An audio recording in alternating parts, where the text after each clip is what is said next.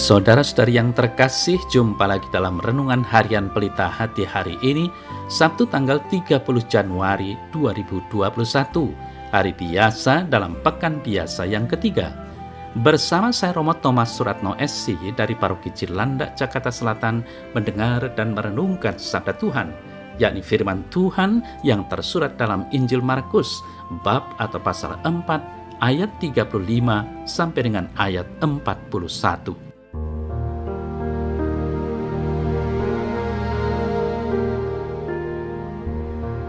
Pada suatu hari, ketika hari sudah petang, Yesus berkata kepada murid-muridnya, "Marilah kita bertolak ke seberang." Mereka meninggalkan orang banyak yang ada di sana, lalu bertolak dan membawa Yesus dalam perahu itu di mana ia telah duduk. Dan perahu-perahu lain pun menyertai dia. Lalu mengamuklah taufan yang sangat dahsyat, dan ombak menyembur masuk ke dalam perahu, sehingga perahu itu mulai penuh dengan air. Pada waktu itu Yesus sedang tidur di buritan di sebuah tilam. Maka murid-murid membangunkan Yesus dan berkata kepadanya, "Guru, engkau tidak peduli kalau kita binasa."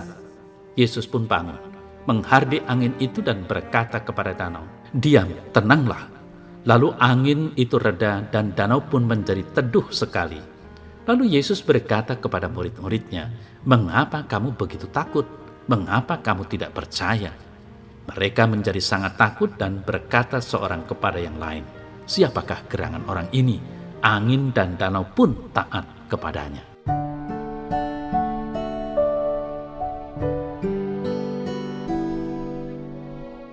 Saudara-saudari yang terkasih, seperti yang tadi kita dengar bersama, para murid berseru, "Guru, tidak pedulikah engkau kalau kita binasa?"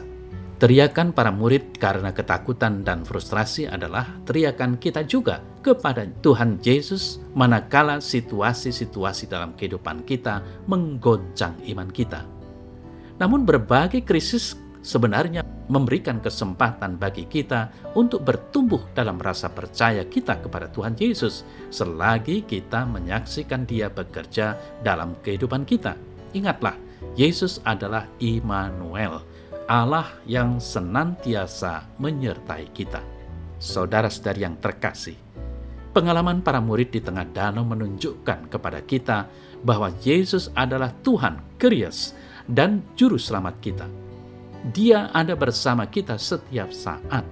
Bahkan ketika angin topan dan ombak kehidupan sedang mengamuk dengan dahsyat dan sangat mengancam keberadaan kita. Melalui sakit kita, kelemahan kita, kekhawatiran dan keputusasaan kita, Yesus ingin mengajar kita untuk mengandalkan diri kepadanya secara lebih total. Saudara-saudari yang terkasih, apabila Anda merasakan kesepian, putus asa, maka berserulah kepada Allah. Dia akan menghibur dan menolong Anda mengatasi kesulitan-kesulitan Anda. Mohonlah kepada Roh Kudus untuk menghibur dan menyemangati Anda setiap hari. Dia akan mengangkat diri Anda dengan cara-cara yang tidak pernah Anda harapkan. Fokuskanlah perhatian Anda kepada Tuhan selagi Anda bermasalah dan membutuhkannya. Dia adalah Tuhan yang berdaulat atas segenap ciptaan dan satu-satunya Allah bagi hidup Anda.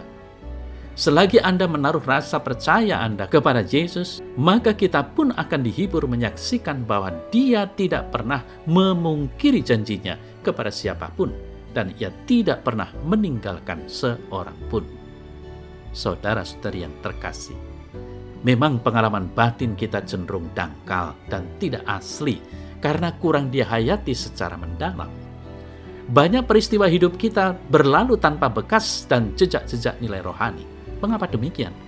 Karena kita jatuh pada rutinitas harian yang banyak menyita waktu untuk dikerjakan, sehingga kita jarang hening sejenak dan bertolak ke dalam hati sanubari.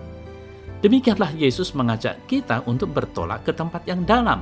Artinya, Yesus mengajak kita untuk berani masuk ke dalam relung-relung hati nurani dan mencari nilai-nilai ilahi yang Tuhan berikan lewat hidup yang telah kita terima. Saudara-saudara yang terkasih, bertolak ke seberang berarti menyeberangi tempat yang lebih dalam. tidak hanya berhenti di pinggiran dan tidak hanya di permukaan saja, melainkan jauh ke dalam. Hidup rohani kita harus bertolak ke dalam dan lebih-lebih mencari Dia di dalam relung hati nurani.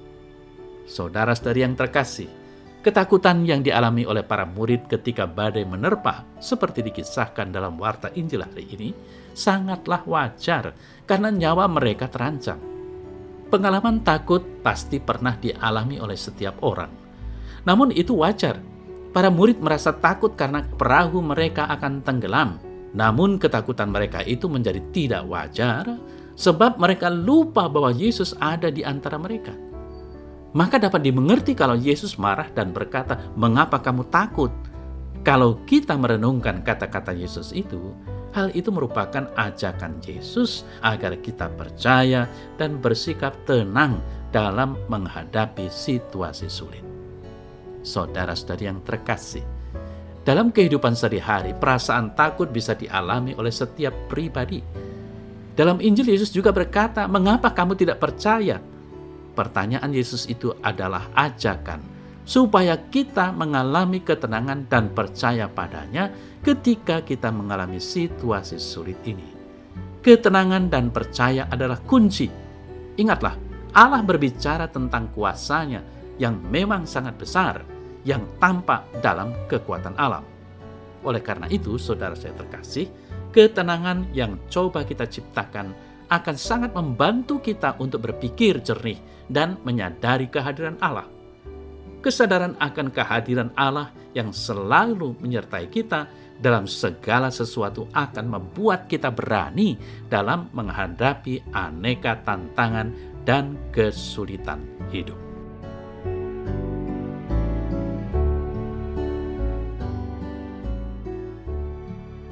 Dalam nama Bapa dan Putra dan Roh Kudus. Amin.